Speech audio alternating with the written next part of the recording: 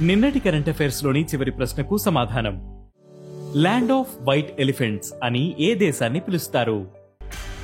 Thailand దేశాన్ని land off white elephants అని పిలుస్తారు. థాయ్ సంస్కృతిలో తెల్ల ఏనుగులకు చాలా ప్రాముఖ్యత ఇస్తారు. వాటిని రాజు శక్తికి, దేశ సంపదకు చిహ్నంగా భావిస్తారు. అందుకే ఈ దేశానికి ఆ పేరు వచ్చింది. ఇక మొదటిది, న్యూఢిల్లీలో దక్షిణాసియా టెలికమ్యూనికేషన్ రెగ్యులేటర్స్ కౌన్సిల్. న్యూఢిల్లీలో దక్షిణాసియా టెలికమ్యూనికేషన్ రెగ్యులేటర్స్ కౌన్సిల్ కి telecom regulatory authority of India ఆతిథ్యం ఇచ్చింది. ఈ కార్యక్రమాన్ని ఆసియా పసిఫిక్ టెలికమ్యూనిటీ నిర్వహించింది.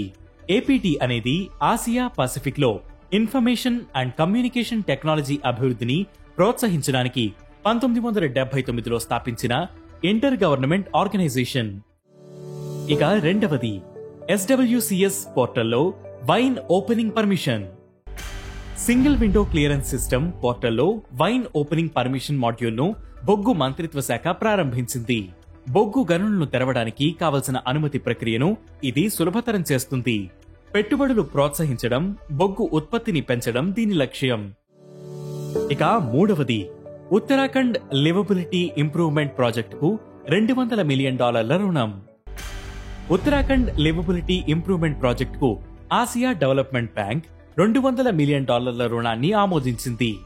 ఈ ప్రాజెక్ట్ ఉత్తరాఖండ్లోని హల్ద్వానీ, చంపావత్, కిచ్చా, కోట్ద్వార్, వికాస్ నగర్ లో నీటి సరఫరా, పారిశుద్ధ్యం, డ్రైనేజీ, వరద నిర్వహణ వంటి మౌలిక సదుపాయాలను మెరుగుపరుచుతుంది. ఇక నాల్గవది, లాంగ్ రేంజ్ క్రూయిజ్ మిసైల్ ను పరీక్షించిన డిఆర్డిఓ. ఒడిశా తీరంలోని చాందీపూర్ ఇంటిగ్రేటెడ్ టెస్ట్ రేంజ్ లో long range land attack cruise missile తొలి ప్లాంట్ టెస్ట్ ని డిఆర్డిఓ విజయవంతంగా నిర్వహించింది.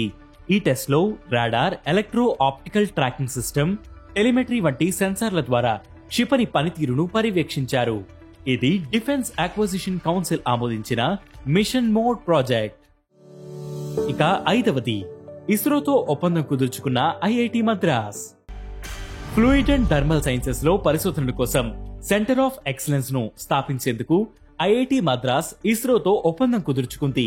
ఈ సెంటర్ ఏర్పాటు కోసం ఇస్రో 1.84 కోట్ల స్పీడ్ ఫండింగ్ ను రిలీజ్ చేసినట్లు తెలిపింది. స్పేస్ క్రాఫ్ట్, లాంచ్ వెహికల్స్ కు సంబంధించిన థర్మల్ సమస్యలను పరీక్షించడం దీని లక్ష్యం. ఇక ఈ రోజు కరెంట్ అఫైర్స్ క్వశ్చన్, ప్రపంచ మధుమేహ దినోత్సవం ఎప్పుడు? ఈ ప్రశ్నకు సమాధానం మీరే కామెంట్ చేయండి.